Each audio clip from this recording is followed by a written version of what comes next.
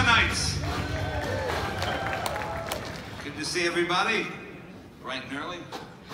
Ken, what's up? Well, Jay, you've been coming to SEMA for years. Do you have any memories of your first SEMA show? Well, I mean, it's the first time I came, how long ago? There was one booth, it was J.C. Whitney, and he was selling X-ray specs, so you could see the bones in your hand and see women naked. I didn't quite understand how it worked, because in the ad, you'd see the bones in his hand, then he'd look at a woman, and of course, she'd have no clothes on. And I always wondered how those specs, I never got them to work properly. But it's amazing how big it's gone and how legitimate it's become. You know, that's the really exciting part to me, is the cars are now not only faster, they handle better, they stop better, they get better gas mileage. You know, as you probably know, there's been a couple of pretty high-level accidents in the last couple of months involving high-performance cars. And a lot of times you see the press, they love to get on that, we hate cars, aren't they dangerous? But then they look at them and they realize, whoa, that chassis is better than the original chassis. That motor gets better mileage than the original motor. Those brakes stop a lot better than the original brake. And it tends to calm it down. So I'm real proud of the industry for not just making it all performance, but making it performance with safety and handling as well. So it's very exciting. What do you think's driving all this energy to make the SEMA show bigger and more exciting every year? Well, I think it's American ingenuity. You know, I see a whole resurgence in American manufacturing, whether it's Corvette or Chevrolet. I mean, the fact that Chevrolet can make this Corvette for $60,000. I, like everybody else, I was at the unveiling, I thought, okay, the C7 will continue for 70 to 80,000, and then they'll come out with this new one for 200. For example, the NSX is $205,000, one of those. You know, and when they announced the price at $60,000, I mean, it's a real triumph of American manufacturing and ingenuity. And it's not as if they, you know, put a torque converted transmission because it's lighter, you know, none of that nonsense. They have a bespoke transmission for it, a dual clutch. I mean, that chassis is as sophisticated as anything from Lamborghini or Ferrari.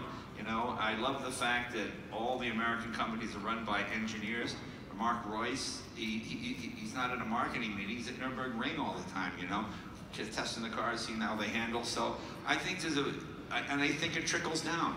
It starts in Detroit and it goes all throughout the country. Well, it really does. I just drove the new Mustang last week here at Las Vegas Speedway, and I'm no drag racer, but 11.2, 129 in a car that will top out near 200 miles an hour, and you can buy it for $80,000. Amazing.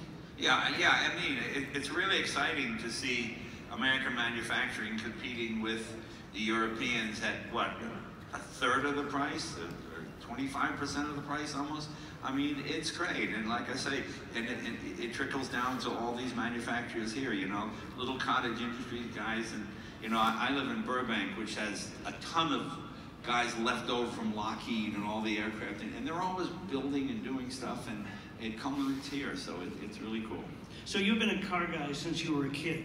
What aspect drives you? Is it the speed, the freedom, the aesthetics, the culture? What is it about? Well, I think you know, today kids have iPhones. We didn't have iPhones. We couldn't go place virtually. We had to go place in reality.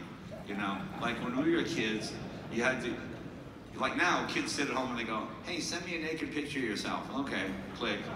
In our day, you had to get in your car, go to the girl's house, make sure her parents weren't home, somehow convince her to take her clothes off, take the picture, then you had to find a drugstore 2 towns away from your town that didn't know your parents that would develop the picture. And then when you got the picture back, there'd be black bars over all the good parts. And so it was horrible. It was horrible. So that's why we need the car. We had to get to the girl's house. So the vast majority of your car collection, they're collector cars, and some of them are over 100 years old. Right. But what do you see as the future? Some of the people interviewing me are over 100 years old. Yeah. What do I see as the future? Oh, I think the future is really exciting, you know. 3D printing has been the greatest breakthrough. I have like a lot of old steam cars, and you're not going to go to a junkyard and find a feed water heater for a 1901 white steam car. But with 3D printing, you can scan one, or you can scan a picture of one. and manufacture it. We have used the Stratus system, this 3D printing, for 10 years now, and we made headlight stays for the Duesenberg. You can copy any piece, so I think it's really cool. It's really neat what's happening, you know. Well, I don't think you see yourself as a hot rodder, but I've been with you with your Doble steam car that's got disc brakes that have been retrofitted, and right. You do modify some of your cars to make them safer, make them stop. Well, yeah, you have to modify it, not to stop better, just to stop it all, you know. I mean, you can only use accident avoidance technology, so I'm like, hey, you know, you can't do that. You know, we just finished I have a 1910 Mercedes chassis with a 1914 Benz Aero engine in it. This car ran at Brooklands in 21, and it lapped at 113 miles an hour. It's double chain drive to the rear wheels. We even used the original 1910 Mercedes transmission, which is pretty amazing.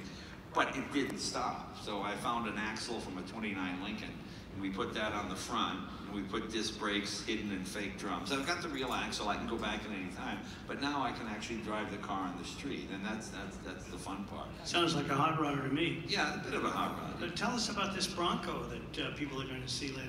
Well, I can't tell you about it. We're unveiling it at 10:30. It's sort of a secret. And we're not even sure it's a Bronco. Okay, that's good, keeping that secret. But no, oh no, you're not gonna, this is really good. Come to the Ford booth at 10:30. This is really something pretty cool, So you've had tremendous success in your career with the Tonight Show, and now you've got Jay Leno's Garage. You've got a new line of products. Tell us a little about that. Well, these are, you know, the correct way to do the product thing is you go to a company and they give you a huge check and you hold up the product and then you go spend the money. Or you spend 10 years developing the stuff in your own garage. You know, I mean, cost-wise, it's not the most efficient, but it's more satisfying because these are the products we developed in our garage and we actually use it on my own car. So when people come up to me, you know, when I did the Tonight Show, you get offered huge money to hold up the Budweiser can or whatever it is. But I don't drink, so to me, I didn't want to sell something I didn't believe in. So with these are products we developed them ourselves. Went to chemists, you know, found the best products, you know, that we could develop, and we put it out there, and people seem to like it. It's been out for a couple of years now, and it's doing quite well. It's doing well. The repeat business we get is good, so I'm proud of that. So last question.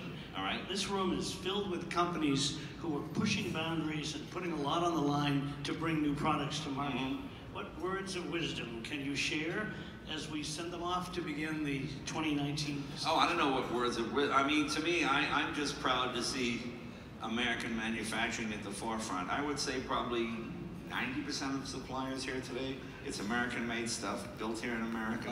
I mean, I just like that. I like that feeling, you know. I like seeing that little flag on there. And I think, you know, I'm not really a computer guy or a stock and bond guy.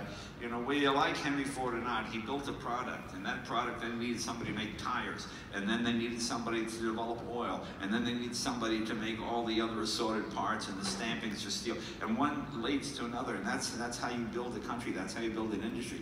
The idea of just pressing keyboards and shifting paper around different countries, I mean, it seems like a false narrative. It doesn't seem like it gets you anywhere, you know?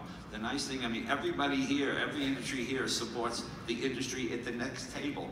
The tire guy supports the wheel guy, supports the lug nut guy, supports, you know, and it's great to see it's all interconnected and everybody gets, and of course with social media and all the stuff now, you can find out right away what products are good and what's bad. You know, the auto industry is kind of like the restaurant industry in the sense that if there's not an A in the window, nobody goes there anymore. They don't, I mean, car magazines were more fun when we were kids because there were cars that were just terrible. You know, just awful cars. And the magazines had a field day talking about what a piece of crap this thing was. Now, everything is very good. You know, exhaust systems don't rot out anymore. You know, my dad used to go to Midas Muffler every 2 years. He had a guarantee that looked like the Magna Carta. It was so old. And he got that lifetime guarantee, you know. He'd go in there with a 12-year-old car and get the new muffler, you know. But those things don't happen anymore because the products are so good, the quality is so high. high. And that's what's really exciting to see. It's just, I think it's a resurgence of American manufacturing. I think we're living in a golden age of horsepower now. Whatever you thought the 60s were, ooh, 425 horsepower. Ooh. Well, I mean, you got cars now. The new Mustang, 760 horsepower. I mean, you've got Challengers, 800 horsepower. I mean, it's pretty amazing, and with double the mileage. So it's an exciting time. So we're the only thing that's keeping these folks from starting the SEMA show. Okay. Probably should let them go. I'm sorry about that. Hey, thanks everybody. See you out there. Buy American.